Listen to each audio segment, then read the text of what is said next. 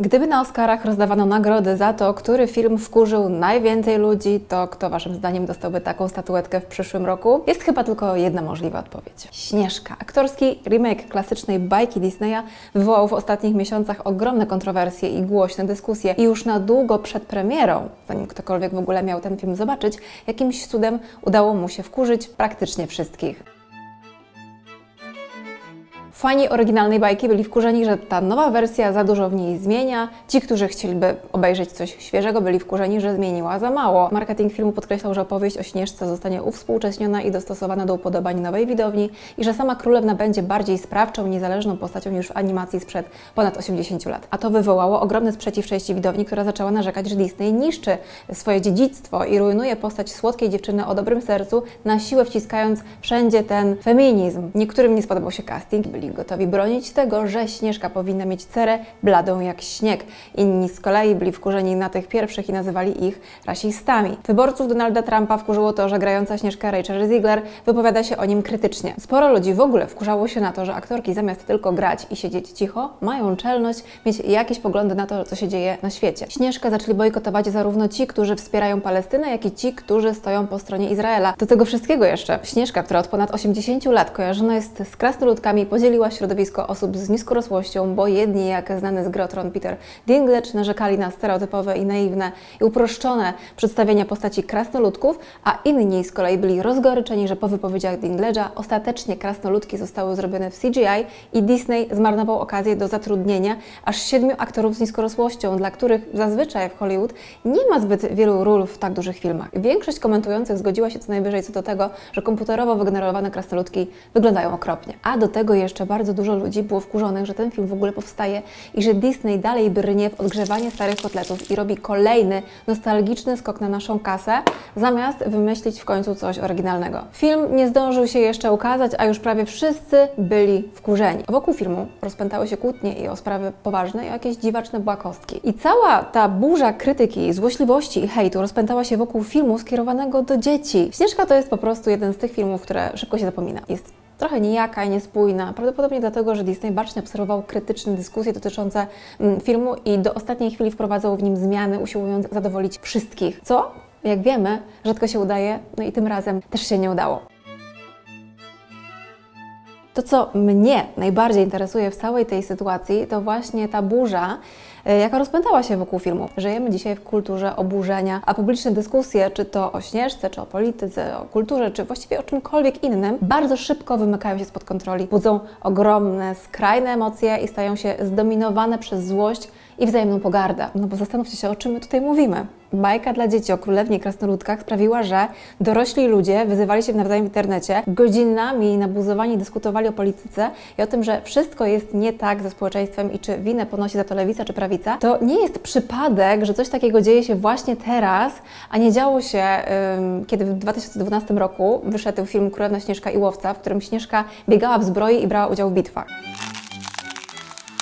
Dzisiaj żyjemy w diametralnie innym świecie niż choćby jeszcze 15 lat temu. Nasze społeczeństwa są znacznie bardziej podzielone i spolaryzowane, a temperatura publicznej dyskusji wystrzeliła poza skalę. I ma to bardzo dużo wspólnego z tym, jak w tym czasie zmieniły się media i jak rozwinął się internet, a już zwłaszcza z powstaniem mediów społecznościowych, które dla większości z nas są dzisiaj źródłem informacji i znacznie bardziej niż chcielibyśmy przyznać, kształtują nasze opinie o świecie, o polityce, o innych ludziach, nawet jak się okazuje o bajkach dla dzieci.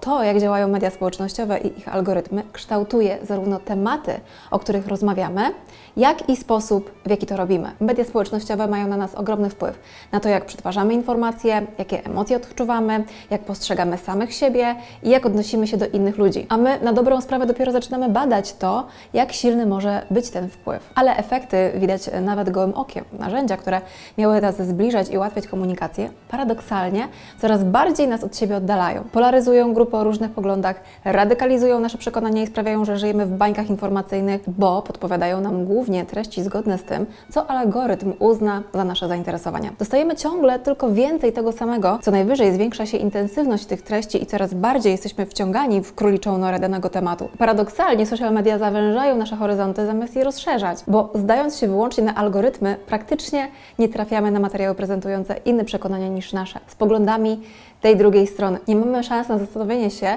czy to na pewno my mamy rację, albo czy jesteśmy wobec kogoś niesprawiedliwi. Nie mamy w sobie przyzwolenia do zmiany własnego zdania. Wręcz przeciwnie, jesteśmy utwierdzani w naszych poglądach i zachęcani do oburzania się na drugą stronę i odrzucania jej przekonań z góry i w całości. I tak było też w przypadku Śnieżki. Na neutralne czy wyważone tematy na temat filmu mało kto trafiał, bo algorytmy social mediów takich treści nie lubią. Wolą promować bardziej wyrazisty, mocny kontent, który ma szansę wywołać duże emocje i duże zaangażowanie, a tak się składa, że najłatwiej wywołać duże zaangażowanie przy pomocy oburzenia.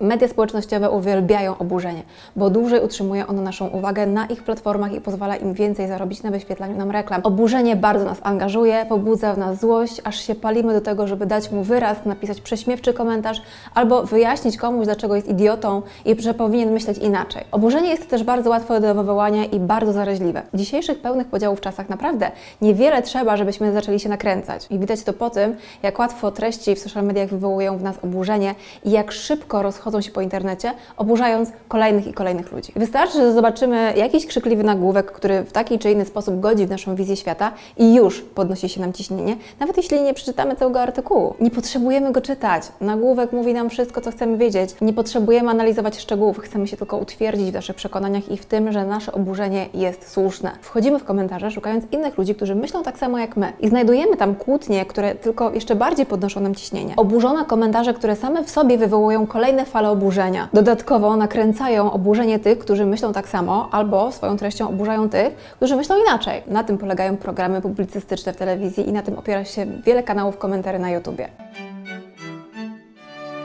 Oburzenie to nie jest nic nowego. To coś, co towarzyszy nam prawdopodobnie od początków ludzkości. To specyficzna mieszanka emocji takich jak zaskoczenie, złość, odraza, poczucie krzywdy i frustracja, a czasem także strach. Pojawia się najczęściej wtedy, kiedy coś narusza zasady, które wyznajemy, albo godzi w naszą wizję świata. Samo w sobie oburzenie ma pewne ewolucyjne zastosowania. Kiedyś pomagało utrzymać porządek i egzekwować zasady panujące w danej społeczności. Pozwalało korygować zachowania, które szkodziły grupie, chronić ją przed ludźmi, którzy zachowują się nie w porządku. Więc oburzenie czasem może służyć wprowadzeniu w grupie zmian na lepsze, jeśli wystarczająco dużo osób uzna, że jakaś zasada stała się niesprawiedliwa albo postępowanie władzy jest nie w porządku, no to ich oburzenie i protesty mogą doprowadzić do zmian, jak w czasach, kiedy kobiety walczyły o prawa wyborcze, albo kiedy w Polsce Solidarność organizowała strajki, bo domino, które doprowadziło do obalenia komuny, paradoksalnie zaczęło się od prozaicznego wkurzenia na podwyższanie przez władzę cen w sklepach. Oburzenie więc ma dwie strony medalu. Może być bardzo przydatne i zmieniać świat na lepsze, ale może też służyć podtrzymaniu ustalonego, nie zawsze sprawiedliwego porządku, bo kiedy sufrażystki walczyły o prawo głosu, też znaleźli się oburzeni ich postępowaniem, którzy woleli zachować tradycyjny porządek. Oburzenie jest też bardzo zaraźliwe, przez co może się łatwo wymknąć spod kontroli i czasem doprowadza do tragedii, jak podczas samosądów, linczów czy polowań na czarownice.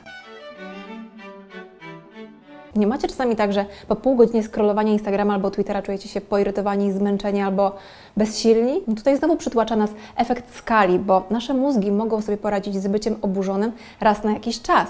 Ale dzisiaj żyjemy w warunkach, kiedy nieustannie coś domaga się naszego oburzenia. Otwieramy internet i nawet jeśli świadomie nie szukaliśmy takich treści, no to one i tak nas atakują. Prawie przy każdym otwarciu social mediów wyskakuje na nas kilka różnych postów czy filmików, które próbują nas zaangażować poprzez oburzenie, które czymś nas straszą, chcą nas wkurzyć, wzbudzić w nas jakieś negatywne emocje, żebyśmy dali im tego lajka, napisali złośliwy komentarz, puścili posta dalej, żeby inni też mogli się na niego oburzyć. A takie bombardowanie negatywnymi treściami po prostu nas męczy, wysysa z nas energię, psuje nam humor, sprawia, że robimy się drażliwi, a nawet czujemy się bezsilni i sfrustrowani, bo mimo, że ciągle się na coś oburzamy, no to nie przynosi to żadnych skutków, nic z tego nie wynika, nie mamy wpływu na żadną z tych spraw, które tak nas denerwują. Męczy nas to, ale nie potrafimy od tego uciec, a często wręcz uzależniamy się od tego oburzenia, bo ono daje nam poczucie moralnej wyższości nad innymi, sprawia, że czujemy się lepsi. I to właśnie ta mroczna, zaraźliwa strona oburzenia jest dzisiaj eksploatowana przez media społecznościowe. Bo tak jak w przypadku wielu innych rzeczy, które wykształciły się w początkach naszego gatunku, tak i w przypadku oburzenia nasze ewolucyjne ewolucyjne mechanizmy nie są przystosowane do warunków, w których dzisiaj żyjemy. Kiedyś grupowe oburzenie było ograniczone do niewielkiej społeczności. Dzisiaj w kilka godzin może obiec cały świat i błyskawicznie zaangażować miliony ludzi, po drodze stając się coraz bardziej nakręcane. To już nawet nie jest kula śnieżna, to już jest jak lawina.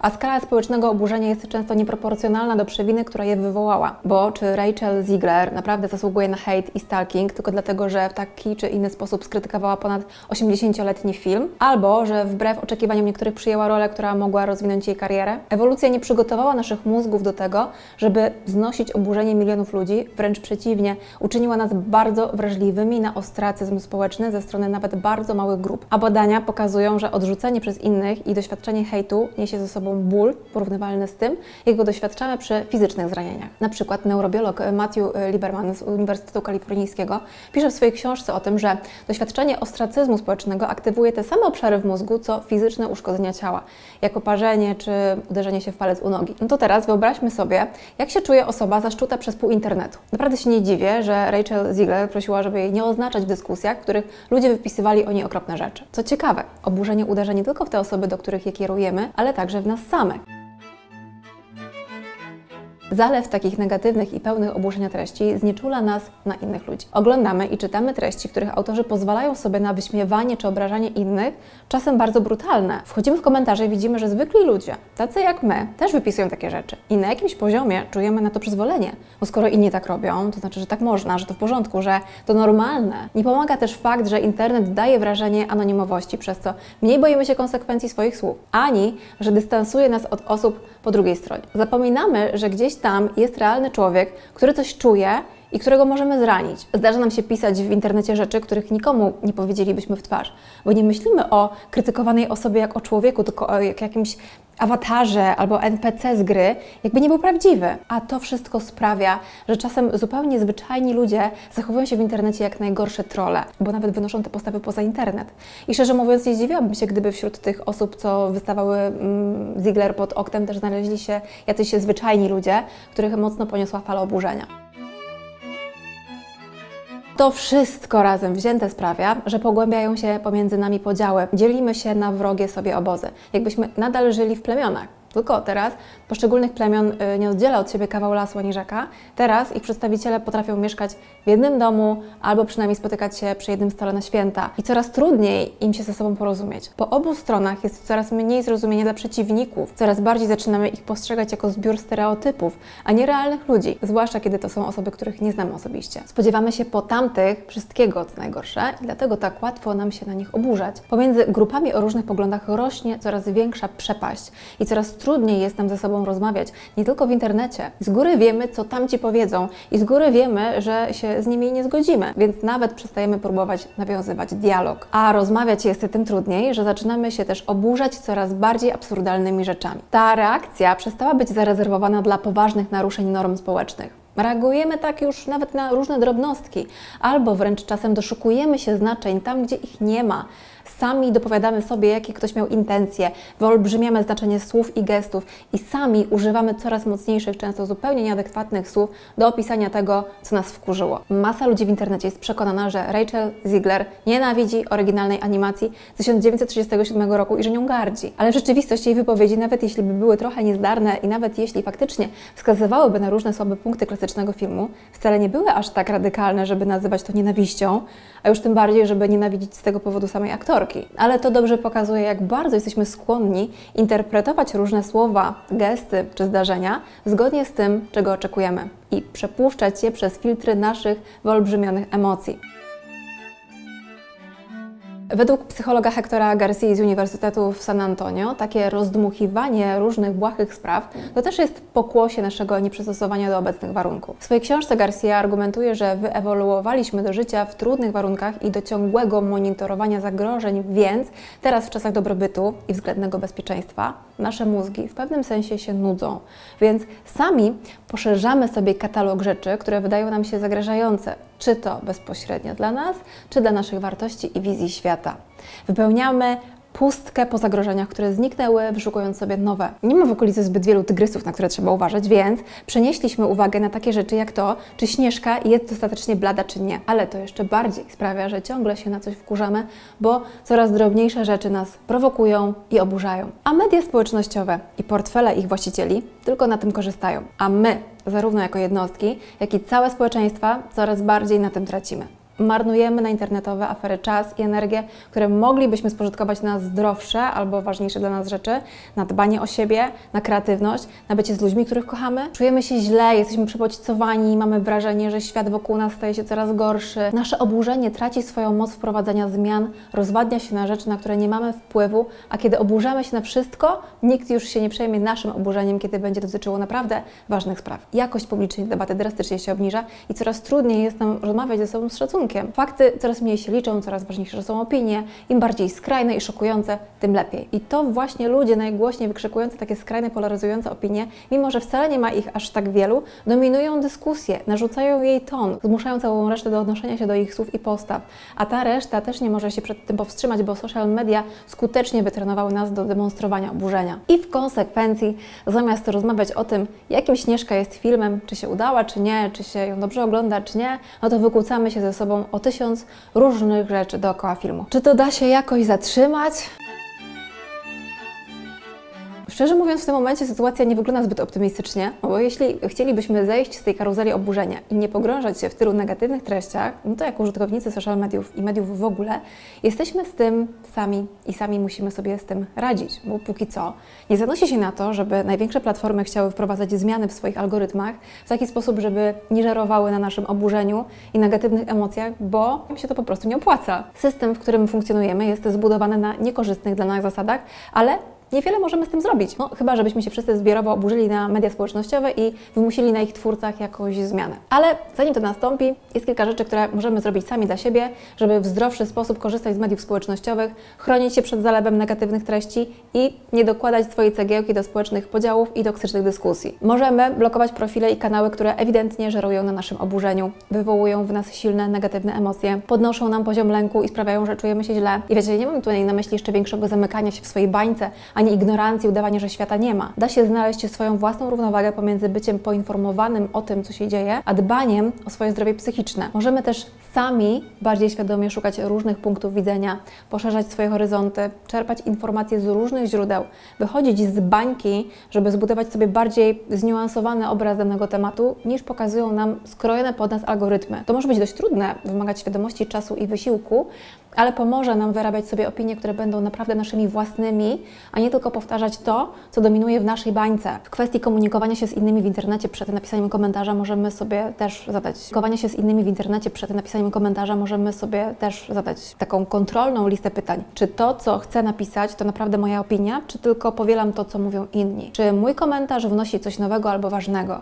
Czy moja reakcja jest proporcjonalna do tego, co ta osoba faktycznie zrobiła albo powiedziała? Czy powiedziałbym takie słowa komuś prosto w twarz? Jak moje słowa mogą wpłynąć na tę osobę? Czy czuję się dobrze ze świadomością, że mogę kogoś zranić? Warto pamiętać o tym, że ludzie są czymś więcej niż tylko sumą swoich błędów czy niefortunnych wypowiedzi i że nawet jeśli faktycznie popełniają błędy, to mogą się poprawić, jeśli damy im szansę, zamiast ich zaszczuwać. No i przede wszystkim warto sobie każdego dnia przypominać o tym, że to normalne, że mamy różne poglądy i nie zgadzamy się ze sobą w różnych sprawach, a to, że ktoś myśli czy czuje inaczej, nie czyni go automatycznie gorszym. Staramy się korzystać z naszego oburzenia wtedy, kiedy możemy zdziałać coś dobrego, reagując, kiedy komuś dzieje się krzywda. Ale też pamiętajmy o tym, żeby biorąc kogoś w obronę, bezmyślnie nie atakować innych, bo do czego to prowadzi, pokazały nam już awantury wokół Śnieżki. I to tyle na dzisiaj. Dajcie znać, czy też odczuwacie na własnej skórze zmęczeni kulturą oburzenia i zalewem negatywnych treści w internecie. Jeśli macie jakieś patenty, jak sobie z tym radzić, to podzielcie się nimi w komentarzach, żeby inni też